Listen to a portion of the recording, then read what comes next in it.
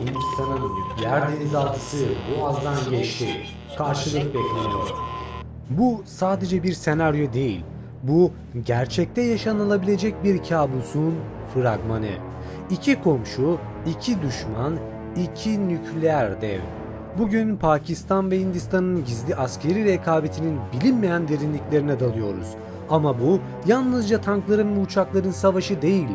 Bu gölge savaşların, istihbarat tuzaklarının ve sessiz tehditlerin savaşı. Buradaki bilgiler onlarca haber kaynağından ve kendi ülkelerin kaynaklarından alınarak hazırlanmıştır. Yani bütün bilgiler gerçeğe dayanmaktadır. Hazırsanız olası bir savaş durumunda gerçekleşecek senaryolara başlayalım.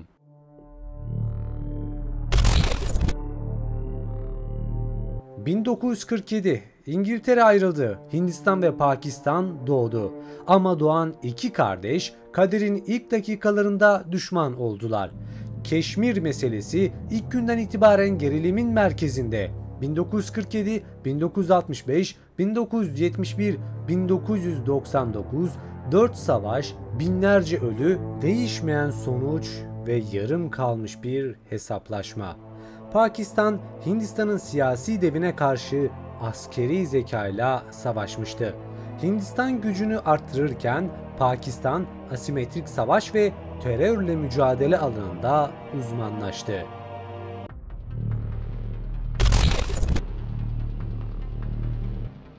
Eğer bu iki devin güç dengelerini kıyaslayacak olursak Hindistan 1,4 milyon aktif personeli, T-90 Bhishma tankları, Arjun MBT'ler, 4000 tank artı 4500 zırhlı araç, Pinaka çok namlulu roket atarlar yerli üretimle artmakta.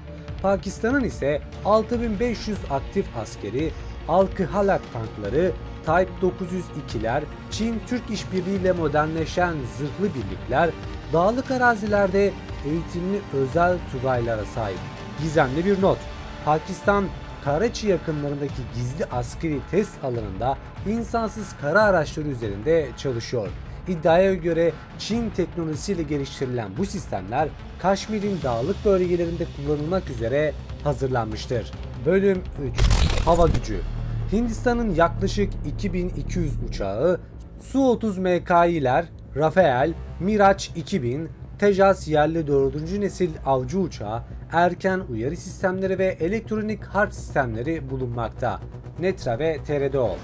Pakistan ise 1400 hava aracı, JF-17 Thunder'lar, Çin ortak üretimine sahipler, F-16'lar hala operasyonel olarak Amerikan Birleşik Devletleri modernizasyonuyla desteğiyle bunlar sağlanmakta, görev bilgisayarları, pod sistemleri ve dijital kokpitleri modernize edilmiştir. İddiaya göre Pakistan, Çin ile birlikte 5. nesil uçak prototipi üzerinde çalışıyor. Kod adı AZM projesi. Henüz resmi açıklama yok ama 2006'ya kadar uçuş testi yapılacağı da söylenmekte. Bölüm 4: Denizdeki sessiz savaş. Hindistan bir adet uçak gemisi Vikrant, INS Arihant nükleer denizaltısı bulunmakta, 150'den fazla savaş gemisi, denizden fırlatılabilir nükleer füzeler, Hint okyanusundaki hakimiyet kurma hedefiyle beraber devam etmekte. Pakistan ise 10 büyük savaş gemisi, 5 adet denizaltısı, Fransız Agosta sınıfı denizaltıları mevcut. Bunlar modernize edilmiş eski denizaltılar. Çin desteğiyle birlikte yeni denizaltılar yapılmakta. Hangor Class adı altında bunlar yapıldığı söylenmekte. Bir iddiaya göre 2004 yılında Pakistan donanması gece vakti radarda tespit edilemeyen bir denizaltı testi yaptı. Uydu görüntüleri kesildi. ABD deniz gözleme uydusu kayboldu diye rapor verdiler. Bunlar tesadüf mü bilinmez. Bölüm 5: Nükleer denge ve kıyamet senaryosu. Hindistan'ın 160 başlığı Agni 5 füzeleri 5000 kilometre uzun menzile sahipler. Triad sistemine sahip kara deniz hava fırlatma nükleer başlıkları bunlar ve en önemlisi kendileri ilk vurmama politikası var. Yani bu şöyle bir şey: bizler ateş etmeyeceğiz, yani nükleer başlık kullanmayacağız ta ki onlar kullanana kadar. Pakistan ise 170 tane başlığı mevcut. Şahin ve Nasır füzeleri kısa menzilli füzeler olmak üzere bunlar görev almakta. Taktik nükleer doktrini yine erken kullanım tehdidiyle psikolojik üstünlük sağlamakta. Yalnız şöyle bir rapor var. Bir CIA raporuna göre Pakistan'ın nükleer silahlarının bir kısmı taşınılabilir, kamufle edilmiş sivil araçlarda tutuyor. Bu ölümden sonra saldırı mekanizmasının bir parçası olabilir. Ne demek bu? Açıkçası Pakistan Hindistan'ın yıkıcı gücünün farkında ve olası bir savaş durumunda büyük oranda ezileceğinin de bilincinde. Ancak şunu diyor: ben eğer ölürsem yanımda sizi de götürürüm diyor. Yani ben yıkılırsam bu füzelerin hepsini salarım hep üstünüze, sonra o çok sevdiğiniz on binlerce tanrınıza merhaba çakarsınız. Bölüm 6. İstihbarat Savaşları.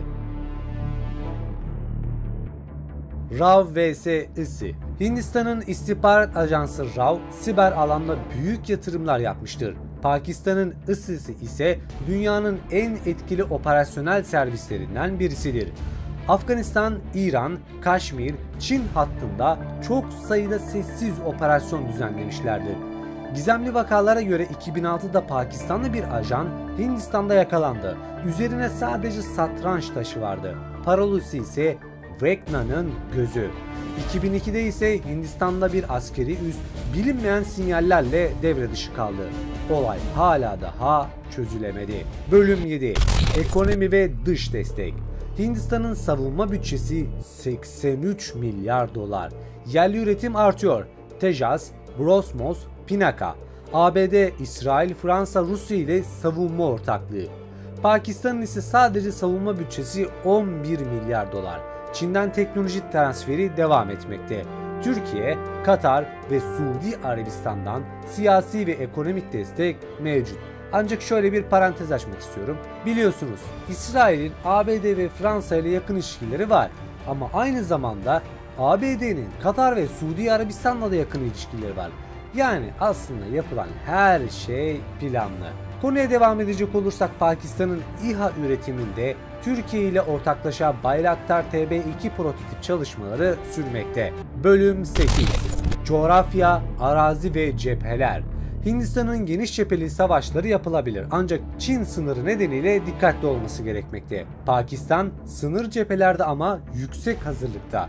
Kaşmir'in gizli tüneller iddiası 2023'te ortaya çıkmıştır. İHA görüntüleri ise şüpheli bulunmuştur. Şaizen bölgesinde ise 6000 metre yükseklikte çatışmalar hala daha sürmekte. Himalayalar altında neler oluyor bilinmiyor çünkü uydu görüntüleri değiştiğine dair ve jeolojik hareketliliğin arttığına dair bilgiler verilmiştir. Bölüm 9. Yeni savaş senaryoları. Senaryo 1. Pakistan, Hindistan'ın batısına taktik füzelerle saldırı başlatabilir. Delhi ve Mumbai alarma geçer. Senaryo 2'de ise Hindistan Balakot tarzı bir hava operasyonuna tekrar eder. Bu sefer Pakistan direkt karşılık verir.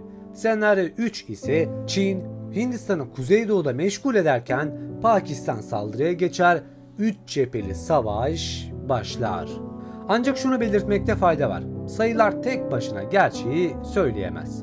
Savaşın sonucu stratejinin karanlık yüzünde saklıdır. Ama şu kesin, bu iki ülke bir kez daha çatışırsa kazanan olmayacak. Kaybeden ise dünya olabilir.